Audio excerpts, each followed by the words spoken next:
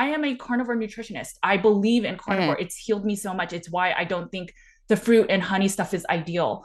But I have to be honest for my patients and clients of there is a point where carnivore only works to a certain point and then you have to look further. I don't think it means that you have to remove carnivore as a healing mechanism. You may be able to become like ketovore or a carnivore plus some plants over time. That's the goal. And but I want people to get to a place of I choose to only eat meat, not I can only eat meat. It's a huge difference in healing. And I think there's so many carnivores where, I mean, I'll call it, there's so many influencers in the carnivore space that say, you're not healing. It's because you haven't removed the seasonings or the sweeteners or the coffee. You're not carnivoring harder. You should be adding organs. And it's not that simple, or that people should be removing salt. The ADH osmolality affects your salt. So what if removing salt or adding salt is just a band-aid for that ADH marker? It's so simple. You just go and test it. Right. There's so many, even the low testosterone. Two ways that SIRS affects testosterone, right? We hear that so much in the carnivore community of, this diet's going to ruin your testosterone. And one, if you eat sufficient fat, that should benefit it. But one thing is, so testosterone, once it comes into the body, SIRS increases your aromatase enzyme. And for men, especially when you are even taking exogenous hormones or the testosterone, it will convert a lot of the testosterone to estrogen because of that aromatase. So how do we know that some of the men are not suffering from SIRS, which is then converting their testosterone to estrogen? And it's not that they're just low on T because of the diet. There's just so many examples of that because of SIRS. Wow. Okay. Well, that sounds good. I mean, what I like about that too is there's tests you can do to see. You can test. Yes. Yeah. Okay. Amazing. Great. Well, I should do that. And we could talk offline about the testing stuff, but I have seen so much healing in some of my sickest clients and patients where I thought maybe this is the best they can be, where they graduated from a grade F of health to a C. Yeah. And now they're actually close to an A. I have one client, I just shared her story. She was never able to consume dairy. She had histamine reactions for anything she ate. She only ate grass-fed. She did a Lion diet. She improved a lot. But then her symptoms would eventually kind of come back depending on the environment. And when she started working with me, we did gut supports. Again, it helped a little bit, but not enough until we found SIRS. And she's been diagnosed with multiple sclerosis, Hashimoto's, and she has SIRS. She's done the whole protocol. She's not fully done yet. She's been doing it for 9 months, fixing the environment so the home is safe and not water damaged. She can tolerate any plant she wants. She could do dairy. She doesn't have any histamine issues. She used to take sinus medication every night to sleep because her nasal, and that is also affected by SIRS. She does none of that. And she's not even done with the whole protocol. She's not on that VIP spray yet, but she's taken the binders to remove most of the biotoxins that have come in her body and caused inflammation everywhere in her system. Wow. Wouldn't you assume, though, and I do want to move on from SIRS, because I'm sure not everyone's interested as I am in this, but wouldn't you assume that if you remove the toxin from your environment after, because I've moved to I don't know, I've lived in 30 different houses. Wow. Okay. And I can usually smell, you can I know that there's could be water damage that you can't smell, but I'm pretty paranoid about mold. So I had mold exposure when I was young, but I've been pretty careful about my environment. Wouldn't your body, after, I don't know, 5 years, wouldn't those toxins just go away naturally? So if you are part of that 20% of the genetic susceptibility, it won't go away. So it doesn't know how to remove it because the adaptive side. And most of the mold that we get sick from is not the water damage, the one that the active mildewy smell. It's when spores or mold dries up and then it breaks into fragments. And I think one spore breaks into thousands of fragments. And it's those really small bits that can breach the blood-brain barrier. And those are the ones that actually make us sicker. Okay. That's gross. Yeah. Okay. Moving on from SIRS, we'll talk offline. Yeah. And I think what I'll do, just so people are aware, is I'll do all the tests and everything and then do an update to see if that was, I have no hope anymore. I have this diet. The diet's great. It's keeping me in a good place, but I'd like to be able to eat lettuce again. Yeah. But I'm excited for you. Maybe. Who knows? Okay. So for other people, a couple of things. What happens if you've been doing carnivore for a while?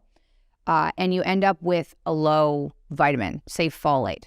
I know a lot of people who've had low folate, and my folate showed up as low. I didn't have any symptoms of low folate, Sure. but it was low. So what do Yeah. people do? And then should they be concerned? I feel like low folate isn't ideal. Right. So you need folate if you're going to make a baby. And obviously, folate is just good. It's obviously one of the essential vitamins, but it may be a new normal. So maybe the thing is, Mm, most carnivores don't test folate because it's not one of the general tests that are done. And so people will go out of their way to test their folate. And so the yeah. subset of people that are testing are small, but it could be a normal, a new normal, just like our vitamin C Yeah, might have a yeah. new normal or LDL, for example. So that's one. But if you do want to supplement, I think I was looking at a lot of the nutrition. I find it so interesting. So I know that a lot of the beef liver community, especially the desiccated organ supplements, the other products out there, they tout that that is the best food to consume for folate, and it's just not true. So because I create a lot of the graphics and I'm always on USDA looking at the content, and chicken liver is actually higher in folate than beef liver. So Huh. 1 ounce of beef liver has about 20% of your daily value. So in terms of supplements, that's six. So in order to get 100% of your daily value, you would need to take about 30 to 31 supplements of those organ supplements, which then Ugh. there's the risk of hypervitaminosis A and copper toxicity. Whereas chicken liver, I think 1 ounce has 45% of your daily value. So Oh, wow. if you really want to supplement, and again, we don't know what the new norm is. If there's no symptoms, the question always is, does that then matter?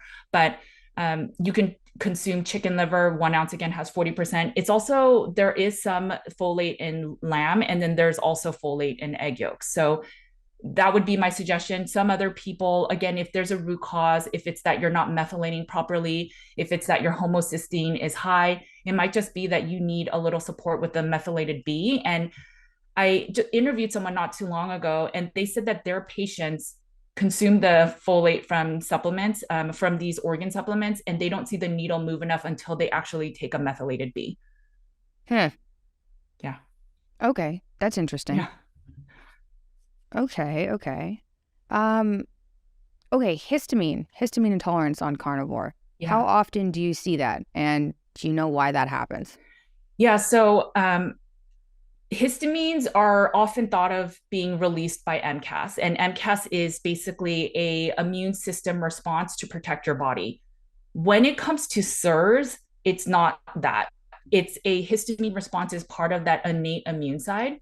And so there are, I think, like 200 chemical mediators that your immune system releases to notify the body that there's something inside your body that's not supposed to be there. One of the responses is a histamine response. So if you're suffering from SIRS, that histamine response is actually a gene activation. It's not related to MCAS.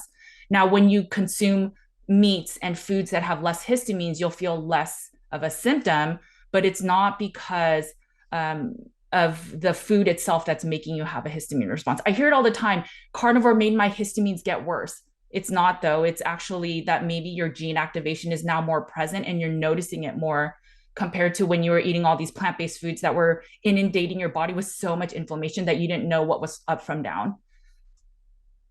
Yeah. Okay. Interesting. Very interesting. What about let me see. Okay, what about people who introduce raw milk? How do you feel about raw milk?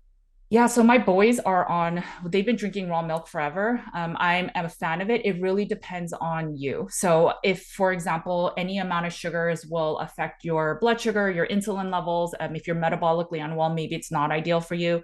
If a little bit of sugar then triggers you to want to binge, probably not ideal for you.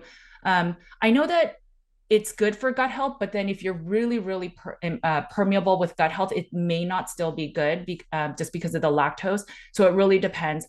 I would say for your individual body, just maybe try 1 ounce a day, see how you feel with your normal baseline of health. If you start feeling reactions, it might not be good, but you want to do that for about 3 to 5 days. The only thing you're introducing is little bits of raw milk. And that's how to ideally know if raw milk is benefiting you or not.